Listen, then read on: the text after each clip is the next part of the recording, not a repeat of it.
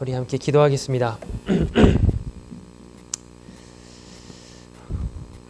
생명의 근원이 되시며 모든 인생을 통치하시고 또 주관하시는 하나님께 모든 감사와 영광 올려드립니다.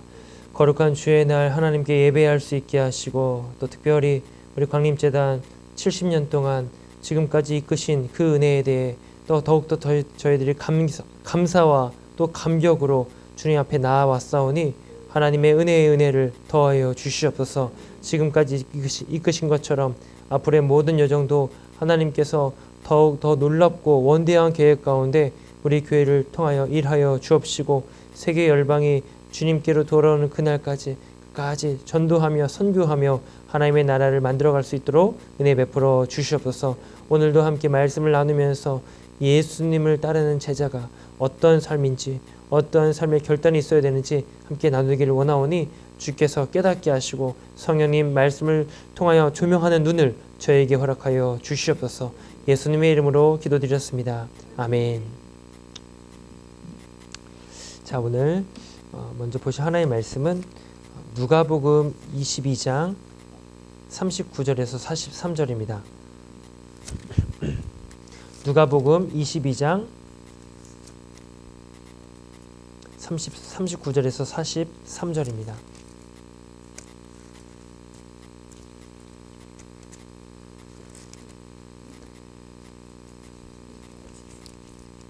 자, 우리 한 절씩 교독하시고 22장 39절에서 43절입니다.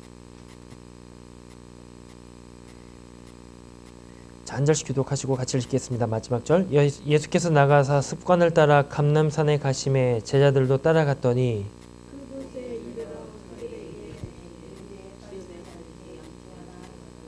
그들을 떠나 돌 던질 만큼 가서 무릎을 꿇고 기도하여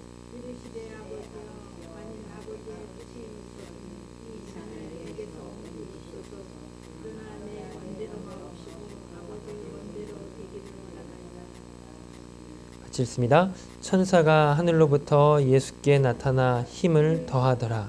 아멘. 자, 오늘 8과 제목이 거룩한 습관의 제자입니다. 거룩한 습관의 제자. 오늘은 아시지만 이 습관에 대한 이야기입니다. 어떤 습관을 우리가 가져야 되는지, 또 우리 몸에 어떤 습관을 이제 가질 수 있도록 연습을 해야 되는지 같이 보게 되실 텐데요. 자, 먼저 우리 유인물 좀 보십시오. 보시면은 첫 번째, 좋은 습관을 가진 제자, 예수님의 거룩한 습관입니다. 예수님께서도요, 습관을 따라서 움직이셨어요. 특별히 예수님의 습관은 뭐가 있었냐면요, 때를 따라, 습관을 따라 기도하러 가셨다라는 것이죠. 습관을 따라 기도하는. 여러분, 기도의 습관 가지고 계십니까? 기도의 습관 가지고 계시죠? 계실 줄로 네.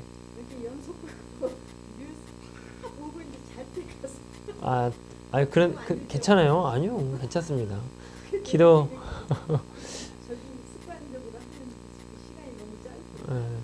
그래도 이렇게 습관을 짧든지 길든지 습관을 들이면은 그것이 이제 결국 우리를 그 습관이 이끌어 가더라고요. 기도의 습관도 마찬가지겠죠. 습관, 여러분들이 그래서 한번 연습으로 해보세요. 한번 시도를 하셔서 어느 때 시간대가 하나님께 기도할 수 있는 최적의 시간인지 이거를 한번 테스트를 한번 해보세요. 이 일주일 동안 한번 하시면서 이때가 나에게 정말 좋은 시간대구나. 막 졸이면 막 쏟아지고 그럴 때 말고, 또 막 바쁘고 할 때 그럴 때 말고, 여러분에게 정말 필요한 그 시간대 있잖아요. 그 시간대 10분도 좋아요. 10분서부터 20분, 30분 이렇게 해서 연습을 해 가시면서 기도의 습관, 예수님의 거룩한 습관인 기도의 습관을 여러분들이 길들여 보시기를 바랍니다. 자, 건강한 습관의 제자가 있습니다. 두 번째, 건강한 습관의 제자. 어떤 사람을 건강한 제자라고 부를 수 있을까요? 좋은 습관, 거룩한 습관을 가진 그리스도인이 건강한 제자입니다.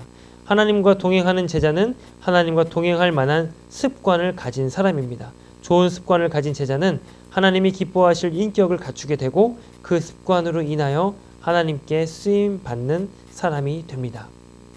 결국 습관을 우리가 만들면서 아까도 말씀드린 것처럼 습관이 결국 우리를 만들어 가는 것이 가게 된다는 겁니다. 자, 그 더 정확한 내용이 3번에 나오는데요. 습관이 성격을 만들고 결국 운명을 결정합니다. 여러분 그 밑에 있는 글귀를 우리 한번 같이 읽어보실까요? 생각이 반복되면 행동으로 나타나고 행동이 반복되면 습관이 됩니다. 습관이 모이면 성격이 되고 이러한 성격의 조합은 그 사람의 운명을 결정합니다. 아멘. 여러분 이 내용이 정말 맞습니다. 오늘 8과 안에서는요 우리가 두 인물을 서로 좀 비교를 하면서 같이 보실 겁니다. 어떤 인물이냐면요 다윗과 사울, 다윗 그리고 그 앞에 왕이었던 사울 두 사람의 삶을 같이 비교하면서 과연 왜 이 두 사람에게는 이러한 삶이 벌어졌는지 들어가서 파고 들어가다 보면은 그 안에 뭐를 발견할 수 있냐면요 습관을 발견할 수가 있습니다. 습관. 그리고 더 나아가서는 그 안에 있는 그 사람의 마음. 여기서 말하는 것은 생각이죠. 생각이 반복되면 행동으로 나오고 행동들이 한두 번 하다 보면은 이게 습관이 되어져 버린다는 겁니다. 자, 혹시 나에게 감동을 주는 사람이 있습니까? 그 사람이 누구이든지 상관없이 왜 내가 그 사람에게 감동하는가를 곰곰이 생각해 보시기 바랍니다. 바로 그 사람의 성격 때문입니다. 성격은 그 사람의 인격과 됨됨이입니다. 즉 그 사람의 인격과 됨됨이를 보게 될 때 나는 감동하게 되는 것입니다. 성격은 습관에 의해 이루어집니다. 자, 여러분에게 한번 여기서 여러분이 가지고 있는 습관이 무엇인지 한번 생각해 보세요. 내 습관이 뭐가 있을까? 어떤 행동이 될 수도 있고요. 아니면 어떤 언어의 그런 습관도 될 수 있고요. 이 습관을 이따가 우리 같이 좀 나눔을 가지실 때 같이 하나 좀 부끄럽지 않다면 나눠주세요. 나눠주시면서 이러한 습관이 있습니다. 또 나쁜 습관도 있겠죠. 반면에 좋은 습관도 있겠죠. 그거 좀 나눠주시기 바라고. 자, 우리 좀 본격적으로 들어가겠습니다. 다윗 두 번째입니다. 다윗 왕의 습관입니다. 다윗 왕의 습관. 자, 다윗 왕의 영광. 다윗 왕은 가나안의 이방 민족을 몰아내고 이스라엘의 통일 왕조를 이루었습니다. 다윗 왕은 이전에 모세, 여호수아, 사사들이 긴 시간 동안 이루지 못했던 가나안의 이방 민족들을 모두 몰아내는 데 성공했습니다. 하나님께서 이루고자 하셨던 뜻이 다윗을 통해 완성된 것입니다. 다윗은 거룩한 땅 가나안에서 거짓된 모든 우상을 사라지게 만듭니다. 그리고 하나님의 언약궤를 예루살렘 중앙으로 가져와 오직 하나님만이 이스라엘의 주인이시고 이스라엘은 오직 하나님만을 섬기는 백성이 되겠다는 징표로 삼았습니다. 이를 보시고 하나님께서 기뻐하셨고 영원한 시온의 약속을 주셨습니다. 아멘. 자, 여러분 다윗 왕에게 정말 좋은 장점들 또 어떤 그 행동이라든가 그의 모습이라든가 이것들을 따지고 보면요 가장 하나님께서 기뻐하셨던 것은 지금 같이 나눴던 말씀과 같이 우상을 다 제거해 버렸다는 것입니다. 여러분들 아시겠지만 이스라엘 백성들이 가나안에 들어가자마자 그 안에 벌어졌던 일들을 보고 깜짝 놀랐어요. 이스라엘 사람들은 40년 동안 광야 생활을 합니다. 광야 생활은요 말 그대로 유목 생활이에요.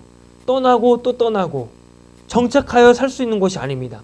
떠나면 정착했다가 잠깐 멈췄다가 또 떠나고 이게 그러다 보니까 농경 문화를 할 수가 없습니다. 더군다나 광야는 농경지가 아니겠죠. 그런데 이런 사람들이 40년을 살다가 가나안에 들어가 봤더니 가나안은 말 그대로 농경지입니다. 농경지. 정착하고 거주하면서 살아가는데 이미 그 땅 안에는 아무것도 없었던 것이 아니라 오래전부터 가나안의 원주민들, 이 원주민들이 오래전부터 수백 년 거기에 머물러 살면서 자기만의 생활 방법을 이제 만들어 왔어요. 그 중에서 중요한 것이 뭐냐면은 고대로 가면 갈수록 아시지만 샤머니즘이 굉장히 강합니다. 그 샤머니즘은 말 그대로 토착신이에요. 토착신. 그래서 우리가 구약 시대에서 발견되는 여러 이런 우상들 있잖아요. 바알, 아세라, 아스다롯 이런 것들은요 결국은 토착신입니다. 블레셋에 있었고 여기 있었고 그 신들이 옮겨왔고 물론 그것을 영향을 받아서 그런 모습들이 나타날 수 있겠지만 결국은 그 안에 토착신이에요. 가나안에도요 토착신이 있었습니다. 그래서 그것을 보는 이스라엘 백성들이 깜짝 놀랐죠.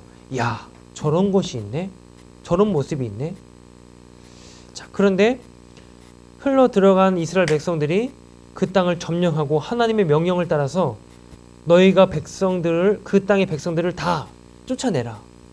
이거를 이제 진멸하라는 이 단어를 씁니다. 성경에서는 이게 뭐냐면요. 헤렘, 히브리어로 헤렘이라는 표현이에요. 헤렘. 헤렘이 뭐냐면요. 진멸하라는 거예요. 왜 진멸하냐면요. 하나님께서 기뻐하시지 않은 행위들이 그 가운데서 벌어질 수밖에 없습니다. 그러면 하나님 이 사람들을 잘 다독여가지고 잘 설득시켜가지고 잘 교육시켜서 우리 쪽으로 몰아오면 되지 않습니까? 물론 그것도 되겠지만 하나님은 알고 계세요. 그게 쉽지 않다는 거예요. 그래서 어김없이 이 사람들 가나안의 원주민들을 남겨두면 여기에 영향을 받을 수밖에 없는 걸 알고 계셔서 이스라엘 백성들로 하여금 쫓아내라.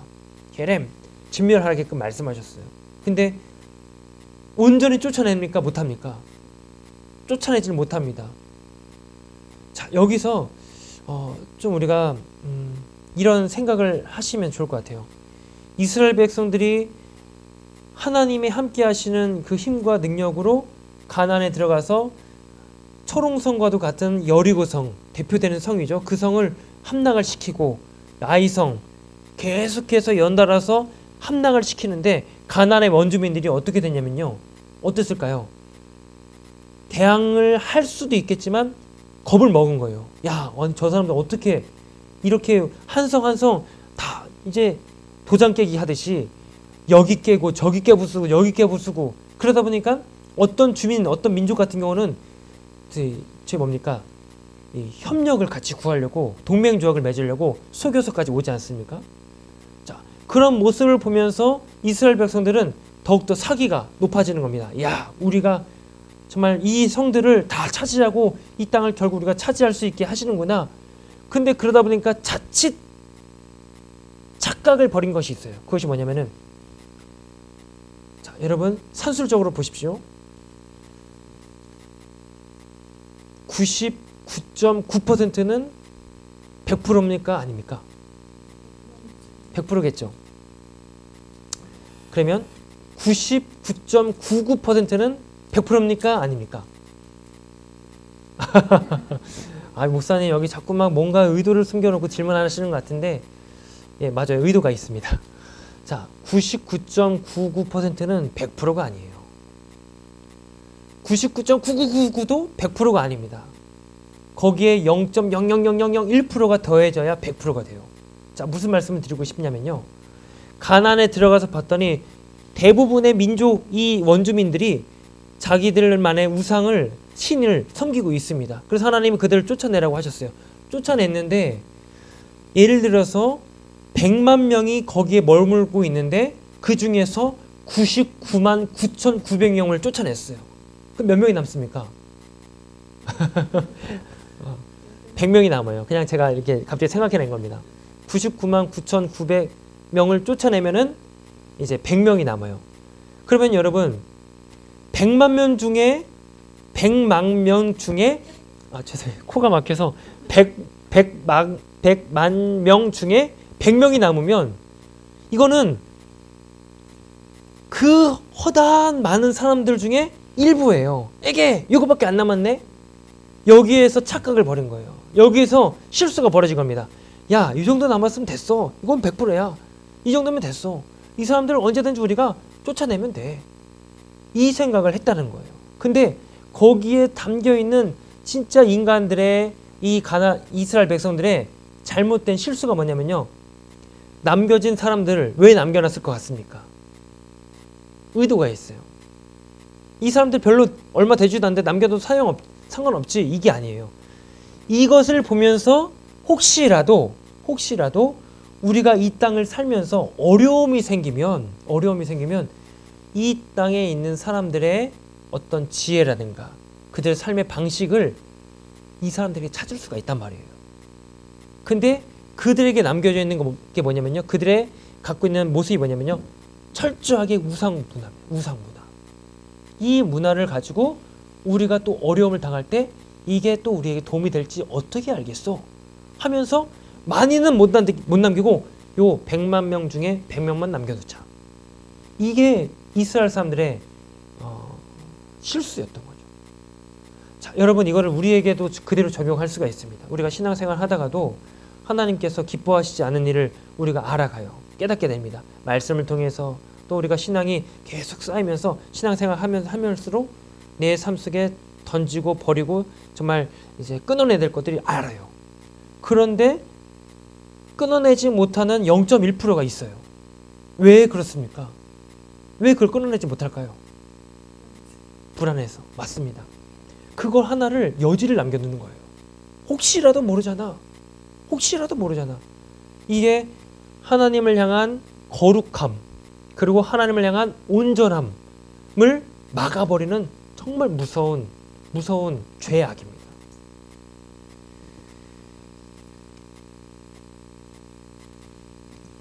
제가 이렇게 말씀을 준비하다 보면은 이제 좀 약간 틀에서 벗어나서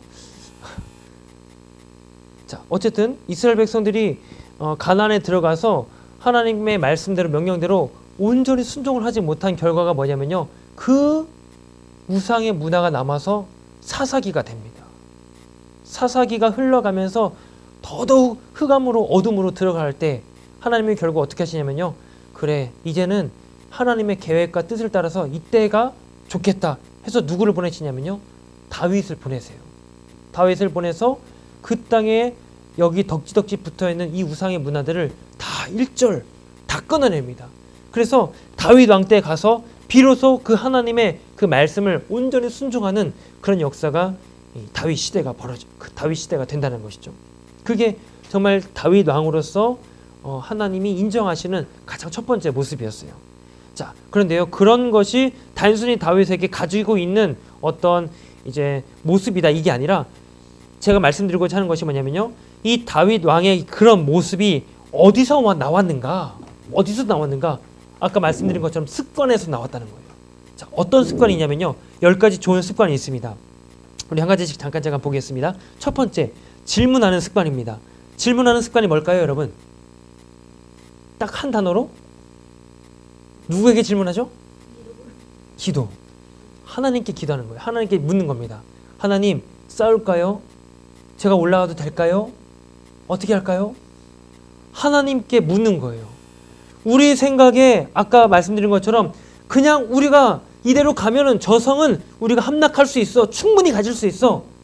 근데 넘어진 게 어떤 현장입니까? 아이성 전투였어요.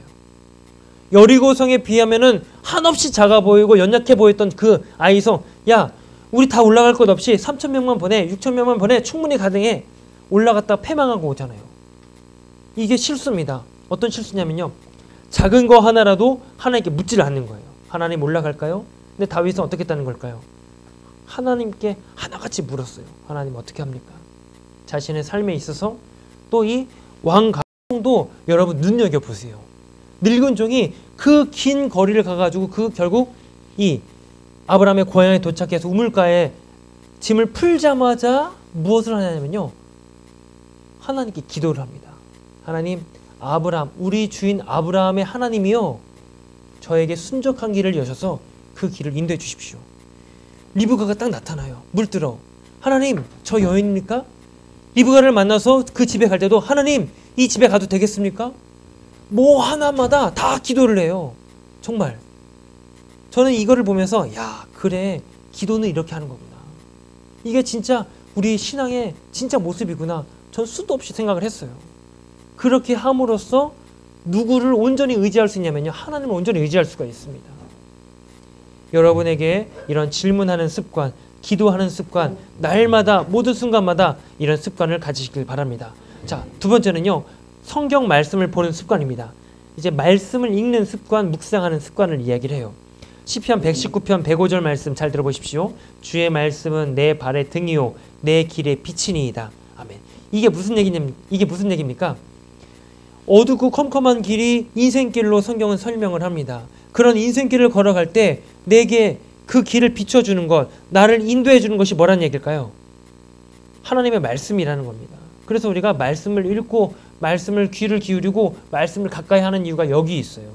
여러분, 오늘의 하루의 삶을 살 때도요, 그냥 내 지식, 내가 아는 방법, 내가 갖고 있는 어떤 능력, 이게 아닙니다. 오늘도 하나님의 말씀 속에서 내 길을 인도하시고 그 길을 비춰주시는 그 말씀을 우리가 봐야만 오늘 우리가 순적하게 그 길을 나아갑니다. 우리가 기도해요. 하나님께 바랍니다. 하나님, 저에게 그 길을 인도해 주십시오. 순적한 길을 열어주십시오. 기도를 했는데 그냥 내 마음대로 가는 것이 아니라 기도를 했으면 또 말씀을 보셔야 돼요. 그래서 여러분, 신앙생활은요, 단편적인 것만 살아가는 게 아니에요. 종합적인 겁니다. 그리고 한 면만 보는 것이 아니라 전체 풀 스토리를 우리는 이 신앙생활 속에서 바라볼 수 있는 눈이 필요해요. 어느 한때, 어느 한순간 믿음이 좋았다. 아니에요. 그날도 좋았고, 그러면 오늘은 어떻게 될까요? 오늘은 더 좋아야 되겠죠. 그래서 한편으로는 신앙생활이 그냥 이제 제 생각이에요. 제 생각은 그렇습니다. 쉽지만은 않습니다. 신앙생활이. 그렇지만 그 쉽지만은 않은 길을 나 혼자 가게 하시지 않고 성령께서 우리의 동행자가 되어 주신다는 사실을 기억하시길 바랍니다. 자, 기도하는 습관, 또 말씀을 보는 습관. 세 번째, 어떤 습관이 있습니까? 네, 원칙과 신조를 지키는 습관입니다. 원칙과 신조를 지키는 습관. 자, 다윗에게 어떤 이 원칙을 지키는 습관이 있었냐면요. 자, 사무엘상 24장 6절 말씀. 자, 이 부분도 제가 읽어드릴게요.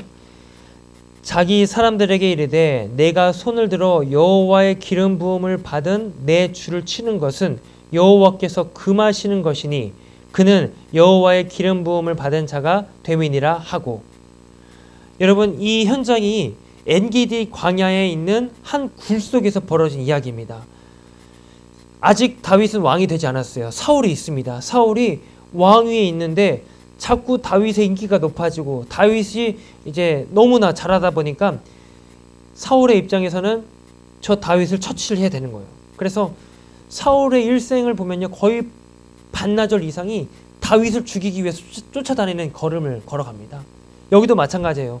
다윗이 저 엔게디 광야에 숨어 있다는 소식을 듣고 가서 다윗을 죽여야겠다 하고 군대를 끌고 갔는데 아무리 찾아봐도 없어요. 그 엔게디 광야는 수많은 언덕과 이 구름 가운데 굴이 파져 있는데 어디에 이 다윗이 들어간지 모른단 말이에요. 근데 배가 아파요. 이 사울이 배가 아파가지고 이제 뒤를 보려고 어느 한 굴에 들어갔더니 그 굴에 누가 있습니까? 다윗이 있어요. 그 굴 속에 다윗과 함께 다윗의 참모진들이 다윗과 함께하는 군인들이 숨어 있다가 때를 다윗에게 얘기하는 겁니다. 왕이시여, 다윗이여, 지금이 이 기회입니다. 가서 저 원수 사울을 처치할 때니까 명령만 하십시오. 제가 가서 단칼에 그의 목을 가져오겠습니다. 그때 다윗이 했던 말이 이겁니다. 여호와께서 금하시는 것이다. 내 주를 치는 것, 여호와의 기름 부음을 받은 주를 치는 것은 여호와께서 금하신 것이다. 분명한 기준이 있었습니다. 그것이 뭐냐면요, 아무리 저 사람이 나에게 원수 같은 사람이라 하더라도, 나를 괴롭게 하는 사람이라 하더라도 하나님께서 금하신 것은 내가 하지 않겠다, 이겁니다. 하나님께서 기름 부음 받은 이 왕인데 내가 어찌 그 왕위를 폐할 수 있겠느냐? 그래서 내가 그 자리를 차지한다고 하나님께서 좋아하시겠느냐? 그렇지 않다. 이것을 자기 곁에 있는 이제 신하에게, 참모진에게 얘기를 하는 겁니다. 그래서 여러분, 여기에서 우리가 좀 한 가지 생각할 것이 있습니다. 우리는 보통 흘러가는 분위기나 어떤 여론이나 또는 대세, 이것을 보면서 거기에 착각할 수가 있어요. 아니, 목사님, 이게 여론이에요. 여러분, 여론이라고 그게 정답입니까? 이게 대세인데 왜 이걸 안 따라요? 대세라고 해서 그게 정도입니까? 그게 아니란 얘기죠. 정답은 하나님께 있어요. 하나님의 말씀에 있어요. 그것을 우리가 놓치고 눈에 보이는 여론에, 눈에 보이는 대세에, 그런 분위기에 휩쓸려가면 안 된다는 것이죠. 우리 신앙생활 하면서 더더욱 이런 모습들이 너무도 많이 있습니다. 여러분 사시다 보면은 거기에서 여러분들이 분별력을 찾을 수 있는 것은 앞에서 보셨던 것처럼 말씀을 기초하셔야 되고, 그것을 그 상황 앞에서 하나님께 기도할 수 있는 습관을 그래서 여러분들이 가지셔야 됩니다. 그래서 결국 여기 원칙과 신조를 지키는 습관은요, 철저히 앞에 있었던 첫 번째, 두 번째 기도하는 습관, 말씀 앞에 서는 습관, 이것이 배경이 돼야 가능합니다. 그리고 여러분, 아무리 목적이 선해도 수단이 나쁘면요, 하나님이 기뻐하시지 않습니다. 어떤 결과적으로 이것을 하나님께 정말 열매를 맺고 나에게 주신 복이라고 우리는 그렇게 믿고 있지만, 그 열매를 맺기까지의 과정이 하나님이 기뻐하시지 않는 과정이라면 하나님은 그 열매 또한 기뻐하지 않으십니다. 과정이 선해야 결과도 선하도록 하나님이 그렇게 인도해 가신다는 것이죠. 그래서 우리가 이 삶을 살면서 그런 수단이라든지 이 과정까지도 선한 방법대로 하나님의 뜻대로 여러분들이 살아가시고 그렇게 습관을 길들여 가시기를 바랍니다. 자, 네 번째는요, 찬양하는 습관입니다. 찬양하는 습관. 다윗은 하나님을 찬양하는 습관이 있었습니다. 찬양은 하나님을 경배하는 소리이며 하나님의 기쁨을 마음에 간직하는 음성입니다. 다윗은 즐거운 시간을 누릴 때뿐만 아니라 힘들고 고된 시간을 보낼 때에도 찬양을 쉬지 않았습니다. 여러분, 다윗이 왕 위에 앉기까지, 그리고 골리앗과의 대결이 있기 전까지 다윗은 집안의 막내 아들로서 목동으로서 자라왔어요. 목동으로 자라오면서 유목 생활을 한다는 건 참으로 쉽지가 않습니다. 우리와 같이 이렇게 정착 생활하는 우리에게는요, 그 유목 생활은 이해가 되지 못해요. 참 어려운 일입니다. 그런데 다윗은 유목 생활을 합니다. 이스라엘 백성들 유목 생활을 합니다. 양을 치러 나가잖아요. 우리 생각에서는 그냥 하루 한나절 나갔다가 오는 걸로 생각하지만 유목은 그렇게 하지 않습니다. 최소 일주일, 2주일, 길면은 몇 달이 돼요. 양들을 끌고 가서 좋은 풀을 먹이면서 이쪽 지역 갔다가 저쪽 지역 갔다가, 그러면서 찬 이슬 맞으면서 양떼 틈에서 잠자는 것이 일상이에요. 그게 유목민들의 생활입니다. 다윗이 그런 삶을 살았어요. 그러면서 집이 아니고 우리가 아니다 보니까 그냥 노출이 되어 있어요. 야생에 노출이 되어 있어요. 그러면은 밤이든지 언제든지 이 맹수라든지 야수로부터, 이 맹수들로부터 양들이 공격을 받잖아요. 그럴 때마다 다윗이 어떻게 합니까? 그럴 때마다 하나님께 간구하고 하나님의 응답 속에서 그 맹수들을 다 이렇게 무찌르고 하잖아요. 이것이 이제 다윗의 시편의 고백 속에 나와 있습니다. 그런 삶을 살아요. 거기에서 다윗이 아마도 이 습관을 들였던 것 같아요. 찬양하는 습관. 양떼를 돌보면서 할 수 있는 것이 뭘까요? 하루 한나절 유목생활 하면서 들판을 양들과 함께 따라다니면서 할 수 있는 일이 뭐가 있을까요? 오늘과 같이 이 스마트폰이 있으면은 양치다가 스마트폰 게임하고 그러고 있겠지만 이 당시엔 그런 게 없습니다. 뭐 책 그런 것도 없어요. 그냥 구름이 친구입니다. 바람에 따라서 옷이 휘날리는 것을 보면서 막 감정이 휘몰아치고, 이게 그 당시에 유목생활을 하던 이 다윗의 삶이었습니다. 그러면서 무엇을 찬양하냐면요, 하늘을 바라보면서 하늘을 지으신 하나님을 찬양하고, 또 사나운 그 맹수들로부터 지켜주신 하나님을 고백하고, 이것이 다윗의 이 삶에서 만들어진 습관이었습니다. 찬양하는 습관. 자, 여러분에게도 이런 습관을 길들일 수가 있어요. 어떤 습관을 길들이시냐면요, 여러분의 삶의 자리에서, 또 직장이든지 사업이든지 어떤 삶의 자리에서든지 힘들고 어려운 일, 기쁘고 즐거운 일이 누구나 다 발생을 합니다. 오늘 한나절도 오늘 우리가 같이 예배를 드리지만, 예배를 드리고 이렇게 사람들 만나고 하시면서도 수많은 감정들이 오고 갔을 겁니다. 거기에서 이 감정들을 하나님께 올려드리는 그런 연습을 해보시길 바랍니다. 그냥 내 들어있는 감정 가지고 화를 내고 이러면 안 되는데 막 분노를 터뜨리고 이런 것이 아니라, 그런 감정마저도 하나님께 향하는 그런 이제 감정의 표출을 한번 해보십시오. 그러면서 우리는 서서히 찬양이 절로 나오게 됩니다.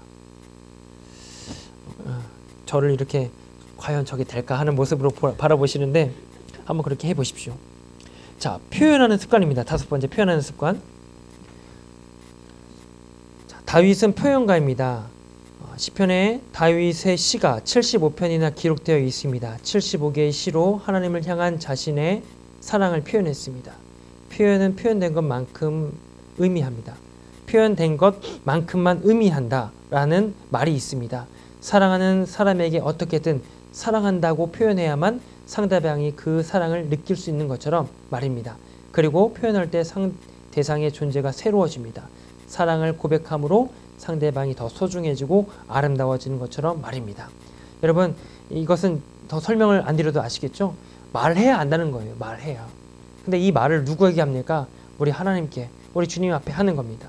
기도로 하는 것이고 뿐만 아니라 우리 믿음의 공동체 안에서 같이 표현을 하면서 거기에 대해 또 받고 또 거기에 대해서 또 주고 이렇게 서로 대화를 해가면서 믿음의 교제, 신앙의 성도들의 교제가 더욱더 풍성하게 될 줄 믿습니다. 자, 6번째는요. 배려하는 습관입니다. 바로 용서입니다. 용서. 여러분, 이 부분은 좀 우리가 같이 좀 찾아보실까요? 우리 구약 성경의 사무엘하 9장입니다. 사무엘하 9장 7절입니다. 자, 구약 성경 475면쯤에 있습니다.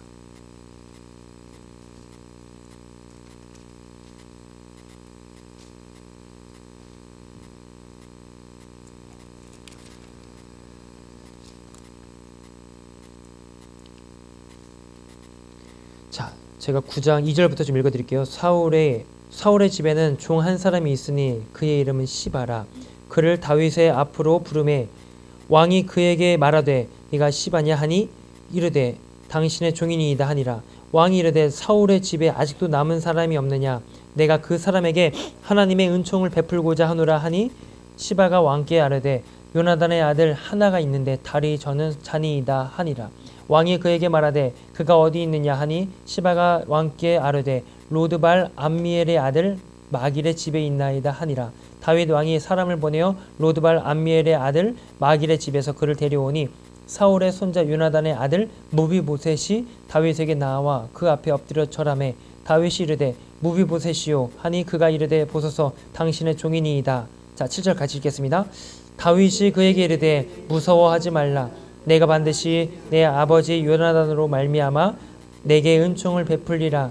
내가 내 할아버지 사울의 모든 밭을 다 내게 도로 주겠고 또 너는 항상 내 상에서 떡을 먹을지니라 하니. 자, 여러분, 다윗이 요나단과 맺었던 언약이 있습니다.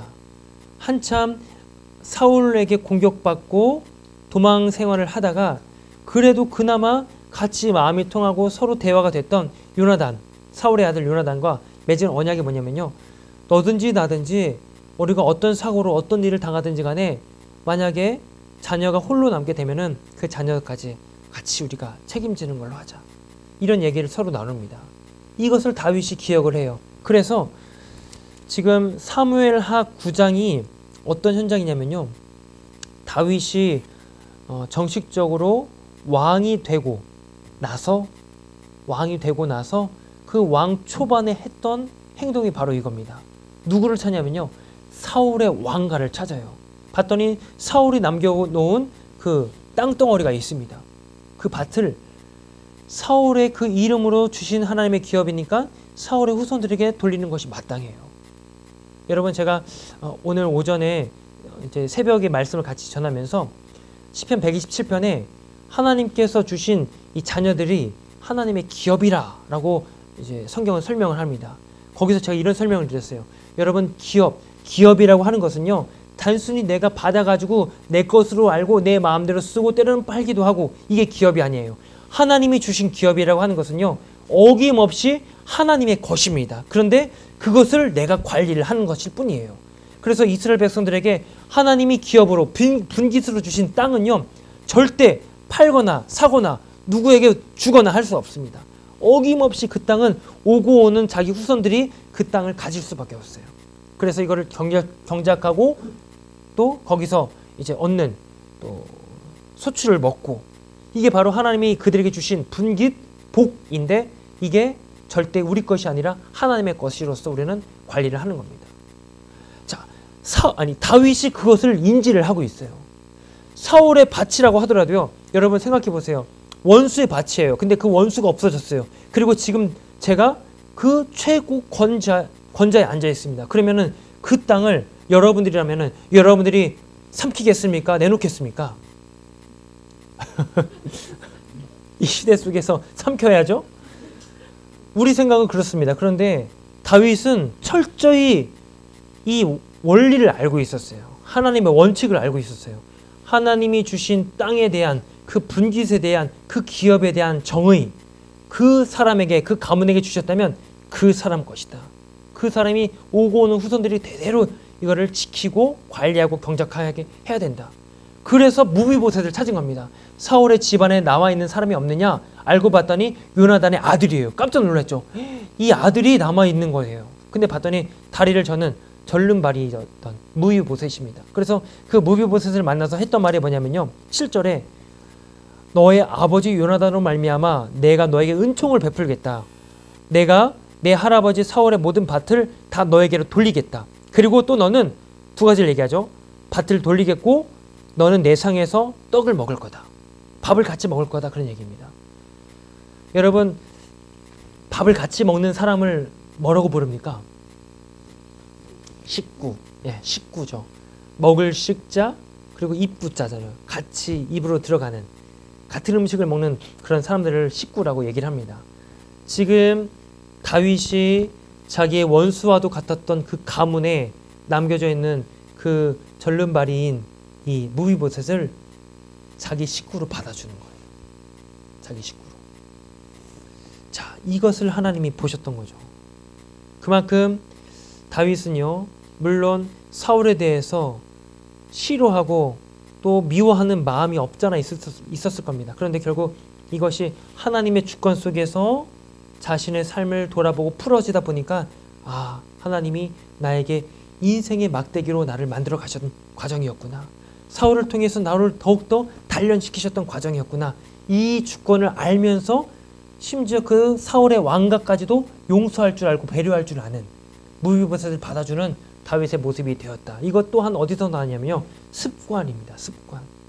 그러니까 어찌했든 간에 여러분들 가장 기초가 되는 습관은요. 기도와 말씀의 습관이에요. 이것이 우리의 삶 속에서 계속해서 이렇게 습관화가 되어지다 보면은 결국 성경에서 말씀하는 온전한 그리스도인 그리고 온전한 성도 이 삶이 우리 가운데 풀어지고 펼쳐지게 될 줄을 믿으시기를 바랍니다. 자, 용서하는 습관도 여러분들 기르시길 바라고. 자, 7번째는요. 단순화하는 습관입니다. 자, 좀 시간이 많이 갔으니까요. 단순화하는 습관이 있고요. 또 8절에 8번 내면화하는 습관이 있습니다. 자, 다윗이 밧세바와 동침한 후 선지자 나단이 그에게 와서 죄를 폭로했을 때 다윗은 자신의 실수를 솔직하게 인정했습니다. 그리고 두 번 다시는 그러한 죄를 짓지 않았습니다. 여러분 이게 중요합니다. 내면화하는 습관이 뭐냐면요. 내가 넘어졌던 자리를 기억하는 거예요. 내가 죄 앞에서 철저히 정말 다 죄를 범죄하고 하나님 앞에서 저질렀던 그런 모습들을 내 안에 각인을 시키는 겁니다. 내가 이런 죄를 갖고 있었지. 내가 이런 죄를 지었지. 그러면서 그 죄를 반복하지 않게끔 하기 위한 그런 습관을 다윗이 가졌다는 것이죠. 여러분들도 이 내면화하는 습관 기르시길 바랍니다. 더욱 우리는 이 반복하는 죄, 참으로 무서운 죄 아닙니까? 죄를 짓고 하나님께 또 회개하고 근데 또 돌아서면 또 같은 죄를 지어요. 이 반복되는 죄 앞에 무너지는 사람들이 얼마나 많습니까? 이 내면화하는 습관을 통하여서 하나님 내 안에 이 죄 반복되지 않도록 이제는 막아주십시오. 이런 습관을 길러보시길 바랍니다. 자, 9번째는 중요한 일부터 먼저 하는 습관. 우선순위를 이제 알았다는 것이죠. 그리고 10번 같이 읽어보겠습니다. 새벽에 일어나는 습관. 아멘. 이게 뭡니까 여러분?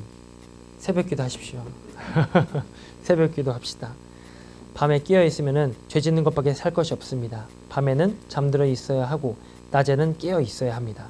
그런 사람이 건강하고 죄를 피하는 제자입니다. 자, 이게 이제 다윗의 좋은 습관에 대해서 10가지를 같이 보셨고요. 네 번째, 세 번째는 넘어가시고 우리 네 번째 사울 왕의 습관을 한번 보도록 하겠습니다. 여기서 우리는 반면교사를 삼을 것이 많이 있어요. 자, 첫 번째, 하나님께 선택받았던 사울. 여러분, 하나님께서 사울을 택하셨을 때 사울이 그 모습이나 그 사람의 됨됨이가 처음에 봤을 때는 굉장히 좋아 보였어요. 그래서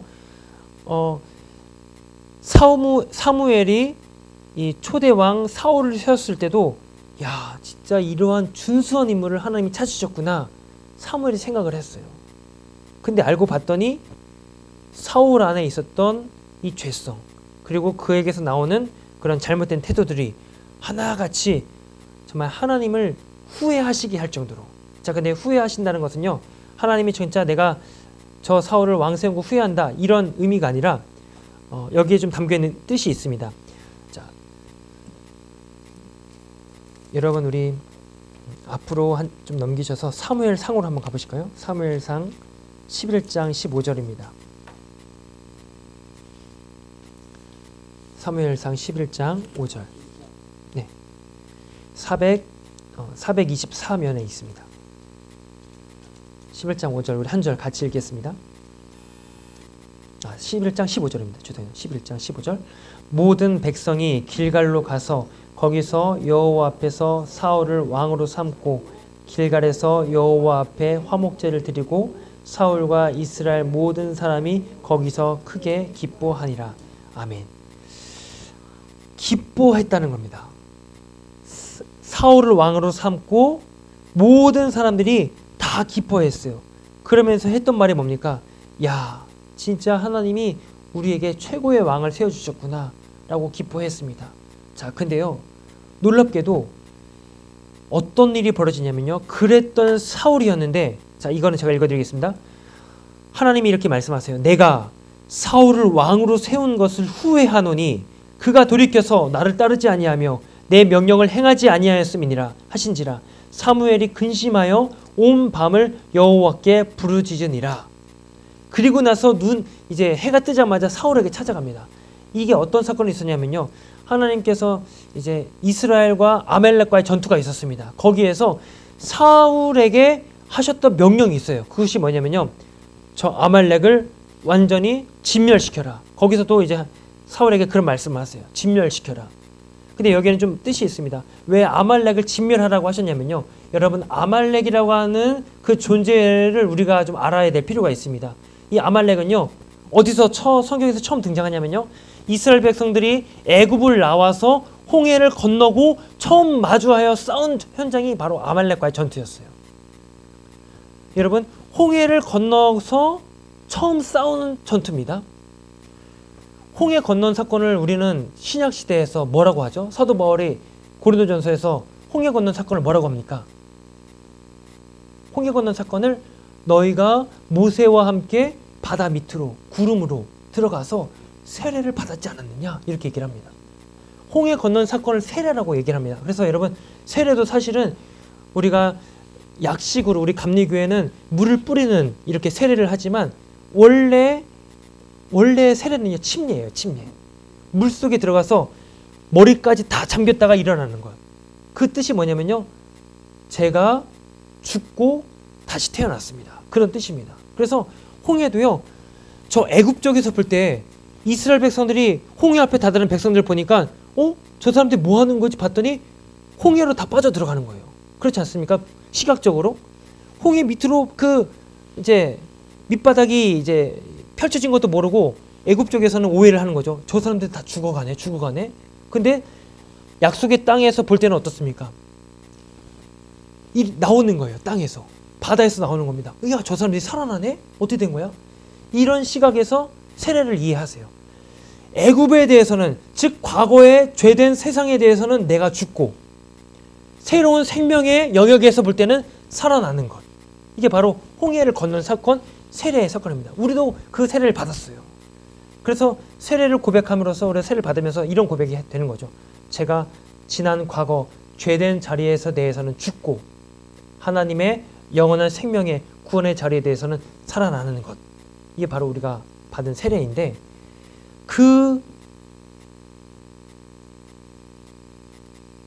자, 죄송합니다. 제가 이렇게 막 아말렉 얘기 나왔죠. 홍해를 그렇게 건너면서 세례를 받으면서 우리가 그리스도인이 되었다라고 고백을 합니다. 자, 그런데 그런 다음에 마주하는 것이 뭐냐면요, 아말렉 전투였어요. 우리 생각 같아서는 구원받고 나면은 평평 데리고 쫙 깔려가지고 정말 꽃밭길을 걸으면서 야, 하나님이 나와 함께 하시네, 살면 좋지만 그렇지 않다는 거예요. 세례 받고 그리스도인이 되었고 구원받은 백성이 되었지만 여전히 우리에게 다가오는 싸움이 있다는 얘기예요. 그 싸움이 뭐냐면요, 아말렉과의 싸움이었다는 겁니다. 그래서 하나님께서 출애굽기 보시면은요, 아말렉과의 전투 속에서 모세를 통하여 아론과 훌이 양손에 들고 손이 올라가면 이기고 손이 내려면 지고 결국 아말렉을 쳐서 이기게 됩니다. 근데 완전히 무찌르지 않고 하나님께서 거기에 여운을 남겨두세요. 무슨 여운을 남겨두시냐면요, 내가 대대로 아말렉과 싸우리라. 싸움이 끝이 나지 않고 계속 된다는 얘기입니다. 이게 무슨 얘기냐면요, 구원받은 백성들의 삶이 되었지만 그럼에도 싸움은 멈추지 않고 계속 온다는 거예요. 그게 우리 아말렉의 싸움입니다. 여러분, 우리 성도들의 싸움이 바로 아말렉의 싸움이에요. 날마다 그 싸움이 벌어져요. 근데 이제 하나님께서는 약속의 왕이었던, 약속을 이제 예고했던 그 왕이었던 다윗이 준비되다 보니까 사울에게 그 명령을 하시는 거예요. 자, 이제는 그 싸움을 내가 완전히 끝낼 때가 되었다. 아말렉을 쳐부수고 진멸해라. 남기지 말고 숨에 붙어있는 것들은 다 진멸해라 말씀을 하세요. 그런 상징적인 의미가 담겨져 있습니다. 그런데 사울이 거기에 대해서 거부를 합니다. 알겠다고는 했지만 싸움의 현장 가서 어떻게 합니까? 좋은 것들을 남겨놔요. 나중에 사무엘이 사울을 찾아가서 왜 하나님이 다 알고 계시는데 왜 당신이 이랬습니까? 명령에 순종하지 않았습니까? 그러자 사울이 뭐라고 합니까? 거기서 핑계를 대죠. 아, 이거는요, 하나님께 제사 드릴 때 쓰려고 좋은 거 남겨놨습니다. 거기서 이제 무서운 이제 하나님의 명령이 떨어지죠. 너의 왕위를 패하겠다. 자, 이게 사울이 가지고 있던 이제 태도였고, 이 태도가 또한 어디서 나왔냐면요, 습관에서 나오게 됩니다. 자, 어떤 습관이 있었냐면은, 자, 한번 보십시오. 사울 왕의 나쁜 습관 7가지입니다. 첫 번째는요, 걱정하고 염려하는 습관입니다. 사울에게는 걱정하고 근심하는 습관이 있었습니다. 다윗이 자신을 앞서갈까봐 늘 근심하고 걱정했습니다. 결국 걱정으로 인해 과격한 행동을 선택하게 됩니다. 그리고 그 과격한 행동은 자신의 운명을 어둡게 만듭니다. 자, 걱정하고 염려하는 습관이 있었고요. 또 두 번째는요, 같이 한번 읽어볼까요? 의심하고 두려워하는 습관. 자, 내용 같이 읽습니다. 사울 왕은 언제나 다윗을 의심하는 눈으로 바라보았습니다. 언제나 자신감 없는 눈을 가지고 다른 사람을 바라보게 되고 그 사람의 행동 하나하나를 주시하면서 분노하게 되고 동시에 두려움을 느꼈습니다. 이런 사울 왕의 모습을 본 모든 주변 사람들은 결국 그를 떠나갔습니다. 자, 여러분, 두려워하는 것은 단순히 우리가 저것을 무서워하고 이런 이제 개념이 아닙니다. 이 두려워함의 근본적인 원인은요, 하나님으로부터 떨어진 죄된 인간의 본성입니다. 죄된 인간의 본성. 아담이 범죄하여 하나님과의 관계가 끊어져 갔습니다. 그 결과가 뭐냐면 두려움이에요. 그래서 여러분, 아담이 그렇게 죄를 짓고 나서 하나님이 찾으실 때 아담이 했던 말이 뭔지 기억하십니까? 제가 부끄러워서, 또 다른 말이 있어요. 제가 두려워서 숨었나이다. 하나님과 떨어지고 나서 처음으로 나타난 증상이 뭐냐면요, 두려움의 문제입니다. 우리의 인생의 두려움의 문제가 바로 여기에 있어요.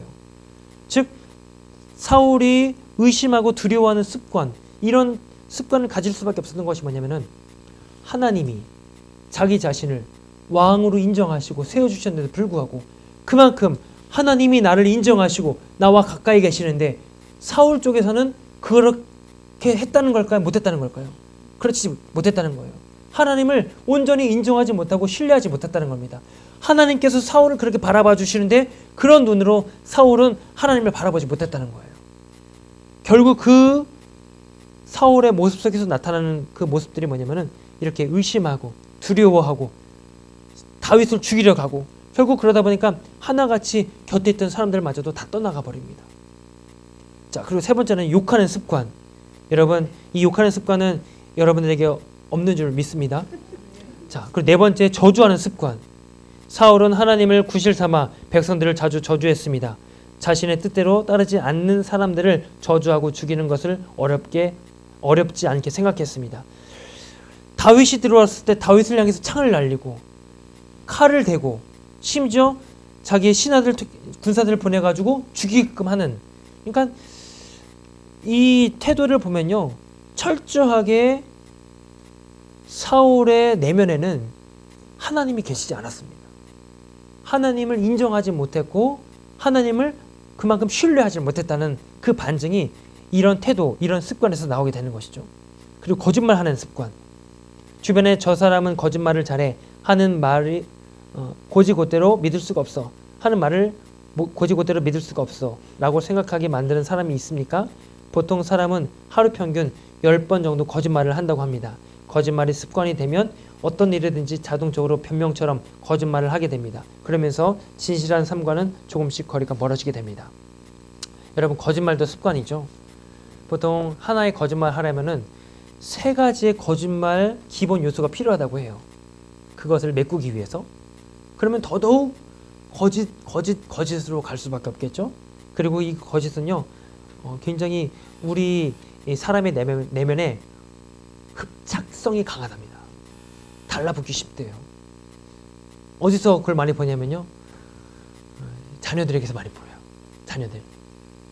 이게 습관이 되는 것을 딱 눈치채면은 바로 그 즉시 잘라버려야 돼요. 이 자녀가 아프더라도 뜯어내야 됩니다. 그게 바로 거짓말 습관을 막는 방법이에요. 그리고 도둑질하는 습관. 남의 물건을 훔치는 것도 도둑질이지만 하나님에게 드릴 것을 바치지 않는 것도 도둑질입니다. 또한 남의 자격과 영예를 가로채는 도둑질입니다. 사울은 전쟁에서 승리하더니 그 영광을 하나님께 돌리지 않고 자기 기념비를 세웠습니다. 하나님의 영광을 도둑질한 것입니다. 여러분, 도둑질을 하는 것도 좀 생각해 볼 필요가 있습니다. 10계명 중에서 도둑질을 하지 말라 몇 계명이죠? 이제 이것도 티키타카입니다. 7계명입니까? 8계명이죠? 간음하지 말라, 도둑질하지 말라가, 예, 장로님 아시실 것 같은데 아무튼 찾아보십시오. 도둑질하지 말라 계명이 있습니다. 근데요, 이 도둑질이라고 하는 것은요, 결국 무엇을 우리가 인정하지 못하냐면은 하나님께서 나에게 주신 것을 내가 인정하지 못합니다. 여기에 나오는 반향이 도둑질이에요. 나에게 이것을 주셨는데 이것으로 만족하지 못해요. 그래서 내 욕심과 탐욕으로 손을 뻗어서 남의 것을 가로채는 것이 도둑질입니다. 결국 그 근본이 하나님이 나에게 주신 것을 난 만족 못합니다. 하나님으로 만족 못합니다. 이런 태도의 이 시작점이라는 것이죠. 그래서 우리는 다시금 우리의 마음을, 우리의 생각을 하나님께 내어놓고 하나님 주신 것에 제가 만족합니다. 만족하는 삶을 여러분들이 먼저 살아가시길 바랍니다. 자, 7번째는요, 타락한 행동을 하는 습관입니다. 악신에 들려서 밥을 먹다가 다윗에게 창을 던지기도 하고, 전쟁을 해야 하는데 군사들에게 금식을 선포하고 점치던 습관이 남아있어서 몰래 점을 쳤습니다. 이러한 모습은 하나님을 기쁘시게 할 수 없는 습관입니다. 이런 습관들이 사울의 성격이 되고 그의 운명이 되어서 하나님께서 하실 수 없는 인생으로 변해갔습니다. 자, 그러면 마지막으로 나는 어떤 습관의 제자입니까? 자, 이 습관, 여러분들에게는 긍정적이고 또 성경에서 말씀하는 그런 좋은 습관들을 여러분들이 길러셔야 되는데, 이거는 말 그대로 훈련입니다. 연습을 해야 돼요. 의지적으로라도 연습을 해야 습관이 길들여지게 되어 있습니다. 가장 중요한 것은 첫 번째는 기도하는 습관이고, 두 번째는 말씀 앞에 서는 습관입니다. 담임 목사님께서도 그렇고 또 우리 부목사님들도, 우리 전사님들도 여러분들 이제 말씀하시고 또 신방하시고 할 때마다 가장 공통적으로 들려오는 말씀이 뭡니까? 기도하세요. 말씀 읽으세요. 그냥 하는 이야기가 아닙니다. 그게 결국은 우리를 만들어 간다는 것을 여러분이 기억하시고, 오늘도 하나님께서 기뻐하시는 정말 주님을 따르는 제자로서 그렇게 좋은 습관, 하나님 앞에서 거룩한 습관 여러분들이 길들여 가시는 우리 모든 성도님들 되시기를 주님의 이름으로 축원합니다. 자, 우리 이 시간 뒤에 토의 내용을 한번 보십시오. 자, 다윗 왕의 좋은 습관들 그리고 사울 왕의 나쁜 습관들 살펴보시면서 나에게는 어떤 습관이 있는지 한번 같이 나눠보셨으면 좋겠습니다. 그리스도인의 습관에 관해 생각해 봅시다. 작은 영역에서 감사하는 마음으로 기도하고 감사를 말로 표현하는 습관. 그러니까 지금 다윗에게서 보여냈던 습관들을 여기서 이야기를 하고 있는데 그런 습관들을 여러분들이 기르시도록 또 의지적으로도 같이 이야기를 하면서 한번 결단의 고백을 같이 하셨으면 좋겠어요. 선포를 하십시오. 선포를. 난 이렇게 할 겁니다. 난 이런 습관을 한번 길들여 볼 겁니다. 이렇게 얘기를 하면은 그것이 실현이 됩니다. 그것이 신기하게 실현이 되죠. 말이 씨가 된다는 얘기가 있듯이 그렇게 우리가 선포하면요. 그 선포된 대로 또 하나님은 우리를 만들어 가실 것입니다. 자, 오늘 읽은 내용 중 마음에 와닿던 내용이나 또 말씀이 있으면은 같이 나눠보시고 또 기도의 제목으로 삼아 보시길 바랍니다. 자, 여러분 지금 시간이 3시 3분입니다. 3시 3분인데 여러분 나눔하시고 제가 한 10분 오늘은 좀 일찍 하겠습니다. 10분 정도 나눔하시고 제가 다시 오도록 하겠습니다.